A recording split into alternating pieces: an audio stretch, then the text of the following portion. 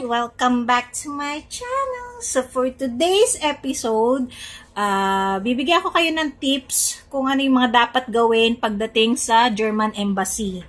So ayoko nang patagalin. So let's start. So ang una kong tip is maaga kayong pumunta kasi Makati yun. Tama, Makati. So sa Makati siya. So medyo matraffic siya. So kung schedule nyo ay 8, pumunta kayo doon mga 6. So, wag naman sobrang aga kasi hindi sila nagpapapasok agad. Nagpapapasok sila halos mag-8, 7:30 ba? Sorry, nakalimutan ko na. Basta, hindi sila nagpapapasok na maaga. So, mga 8 sila nagpapapasok. So, wag naman sobrang aga, wag naman din sobrang late kasi traffic doon. So, yun yung una kong tip. Medyo matraffic, tsaka magdala kayo ng maglibro kasi maiinip kayo sa paghihintay sa labas or something. The next tip ko, wala kayong dadalhin na cellphone, tablet, lahat ng electronics as much as possible. Kasi katulad ko, may dala akong car, so iniwan ko na sa kotse yung cellphone. Kasi sa baba pa lang, pagpasok mo pa lang ng building, papaiwan na yung tablet. Pagdating mo mismo sa embassy, papaiwan naman yung cellphone. So, as much as possible, wag ka na magdala ng cellphone. Ang dala ko lang ito. Ito, wallet ko, tsaka susi ng kotse. So, yun lang ang dala ko, mga papeles ko. So, nagdala ko ng paper clips, stapler for emergency. May dala pa ako ng glue.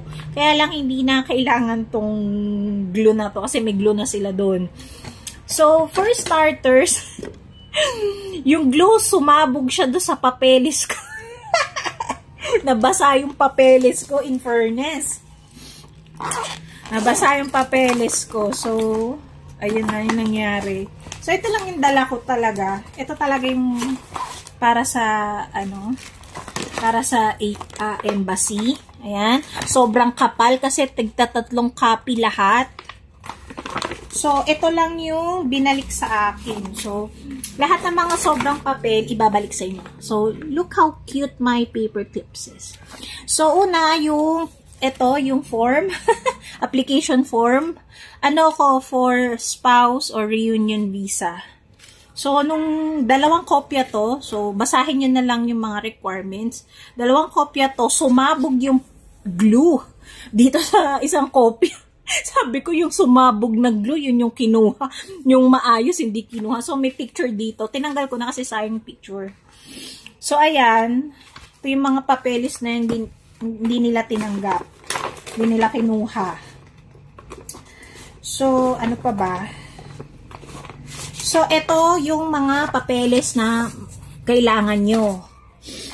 Sige, isa-isahin na natin para makatulong ako sa mga pupunta ngayon ng German Embassy this coming February and March.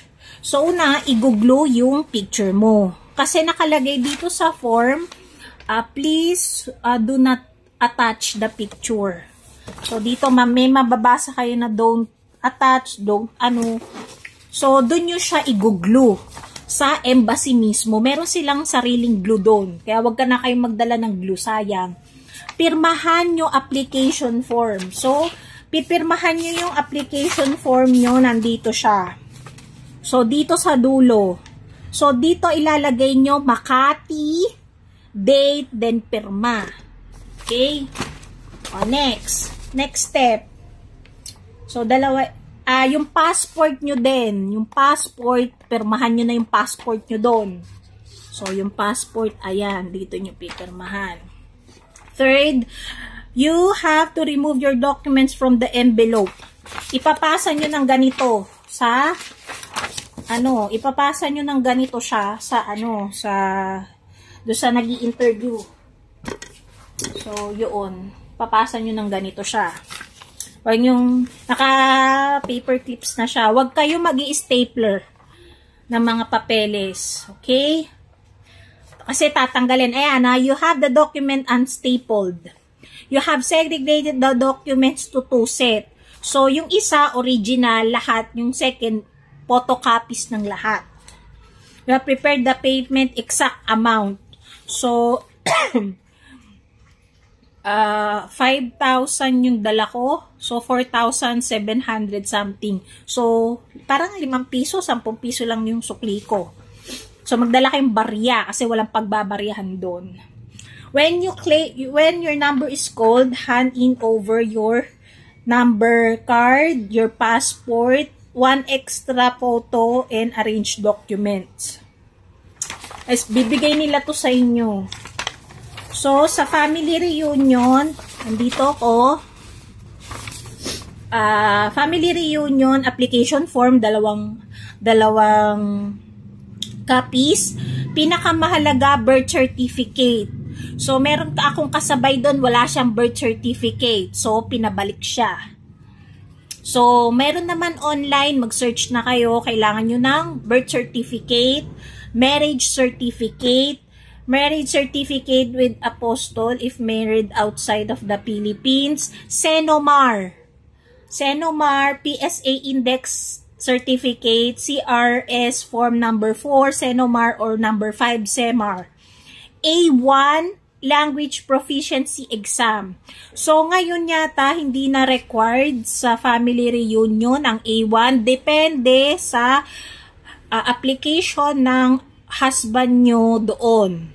Kung nurse siya, hindi mo na kailangan kasi naka 18A or 18B. Hindi lang ako sure. Magbasa sa German, hindi lahat ibibigay sa'yo, girl. Kaya, magbasa. Yung mga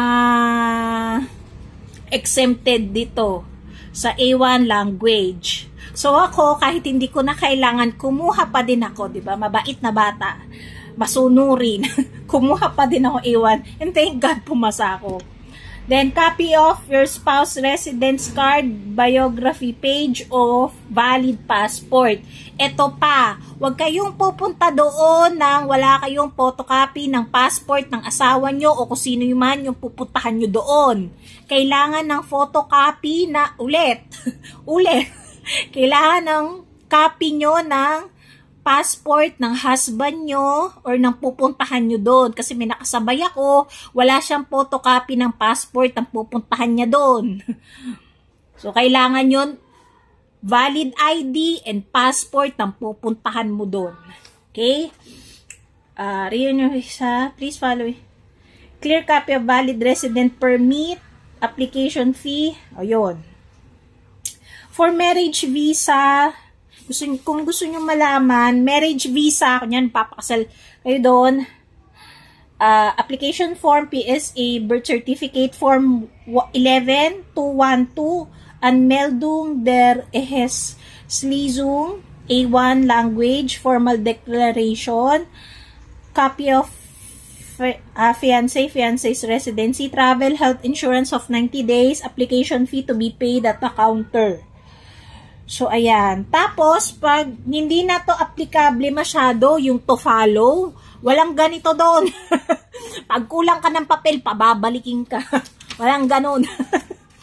So, next, bibigyan ka nitong papel. Pag okay ka na lahat, bibigyan ka nitong papel na to.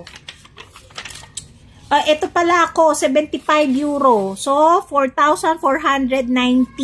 Meron na akong 4,500 yata yung pera ko. So, may sinuklian na lang ako 10 piso. Then, ito, bibigyan ka nito. Ano ba ito? Pag na okay na lahat, magbabayad ka dito para i-LBC na lang yung passport mo. Hindi ka na babalik doon, girl, kasi nakaka-trauma din, di ba? Pabalik-balik ka doon sa embassy, nakakaloka yun. So, ito na. So, follow nyo na lang instruction doon. Passport documents processed directly by the German embassy and to be returned to the applicants via VFS. O after submission ng passport, magbabayad ka ng 300 pesos via Bank de Oro, Union Bank. For GCash payment, account name should be VFS Service Philippines and amount should be the exact amount. transferred to our Union Bank account. So, dalawa yan. May Banco de Oro, BDO, may Union Bank. So, sa Union Bank ka, kung mag-GCash ka. Once a payment is made, please send the proof of, sa visadocs.geph at vfsglobal.com. So, ayan siya. Nakasulat na yung instruction. Sundin mo na lang. So, pagka-uwi ko, ito yung ginawa ko. Para wala na akong problema. So, bahala na yung embassy magbigay dito. Kasi bayad naman na siya. So, yun lang naman. Sorry, sinisipon pa ako. Yun lang mga tips ko. Wag na magdala ng cellphone. Iwan. Para hindi na kayo ma-hassle. Pagdating doon, ang pinagawa sa amin, pinadikit yung picture sa application form. So, as much as possible, pagdating doon, ayusin nyo na lahat ng papel. So, in-advise sa amin na ibigay na yung other documents ng husband ko, like yung sa work, sa Arbeiten, yung payslip, at saka yung sa Vonung, contract ng Vonung, Ventrag. So, hindi tinanggap ng embassy yun. Lahat lang ng papel ko yung kinuha. So, yung papel ng husband ko, dalawa lang yung kinuha. Yung passport at saka yung ID niya. Pero yung sa apartment, contract niya sa apartment, contract niya sa trabaho, payslip niya, tsaka insurance, hindi na kinuha. So, kung ano lang talaga yung kailangan nila, kasi ako naman yung papeles ko naman yung kailangan, hindi naman papeles ng husband ko. So, kung ano lang talaga yung dito, yan, pakipicturean nyo na. Sorry, medyo malabo. Pero, ayan na siya. Try kong i-picture this as ko na lang, kasi makakatulong to talaga sa mga walang idea. Para magka-idea lang din naman kayo. So, as much as possible, wag kayong pupunta doon ng kulang kayo. Kasi wala dong papabalikin lang kayo, magpapa-reschedule na lang kayo. So, dala rin kayong ballpen, itim na ballpen. Wag na kayong magdala ng pagkain doon. Kasi pag naka-ready kayo, mabilis lang. Halos 30 minutes lang. Mas matagal pa yung hinantay ko tsaka yung pagpunta ko doon. So, naayos ko na. Wala pang 15 minutes. So, next part naman, ano na mga questions sa akin. So, una, kailan pumunta yung husband ko sa Germany? Ilan taon kaming mag-boyfriend-girlfriend? Kailan kami kinasal? Saan kami kinasal? Kailan siya pumunta ng Germany, kailan siya umuwi, tapos sa dami lahat nasagot ko. Ang hindi ko nasagot ng maayos kung kailan naging kami. Sabi ko 4 years.